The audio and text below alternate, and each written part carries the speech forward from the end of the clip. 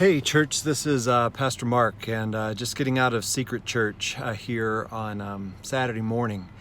What a tremendous time that we had with God, meeting God and just putting priority into prayer and fasting and pursuing God as a congregation. It reminded me of three things that we are focusing on this year as a church.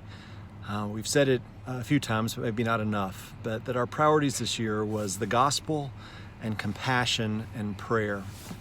We kind of started the year with the gospel and compassion, and quickly into the year, the elders had kind of discerned that we needed to give more priority to prayer. And this is directly why we did Secret Church, was about the priority of the relationship with God that we have that's so vital to anything else that we do. We won't know or share or live the gospel if we're not connected to the Father. And we won't have the heart of the Father for the broken and the marginalized and the lost that we need for compassion ministry if we're not connected to the Father. And so this event was kind of maybe the third thing we've done in the prayer focus. We had a special prayer meeting last month. Pastor Dan, when he has preached this year, so far, and the rest of the year too, has been on the topic of prayer. And so it's important, and I'm just so grateful for those who gathered to acknowledge that its importance in the life of the body, and to I hope lead us in being people of prayer together. Just what a great day. But I wanted you to know it fit into a bigger picture of what we're trying to do. This is how we are learning to be disciples this year: the gospel, compassion, and prayer. Every time Pastor Vincent preaches, it's been on compassion. Every time I've been preaching out of the book of Romans, it's been on gospel. So gospel, compassion, and prayer. We've aligned our preaching around it. We are aligning events around these things because we're trying to equip us in these areas of discipleship.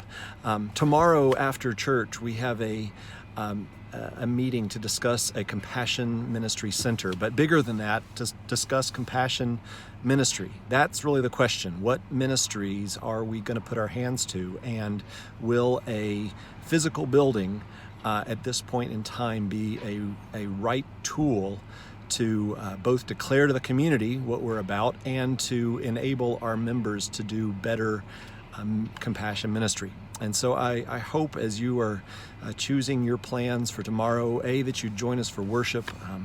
I've got a special, unusual message on my heart that's it's outside the book of Romans, but just given what we're facing, the decisions we're facing, and our future, I thought it was a change of pace for tomorrow is good.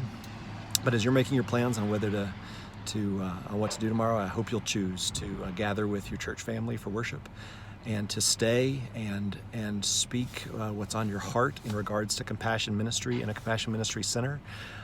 We need to hear the voice of God, and I believe we do that through His Word, but I also believe we do it through His family.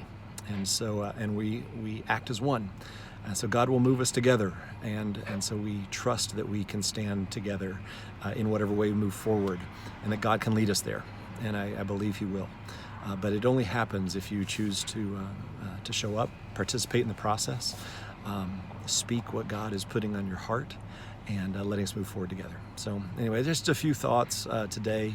So looking forward to worshiping with you tomorrow, family, and we'll see you then. Take care. Bye.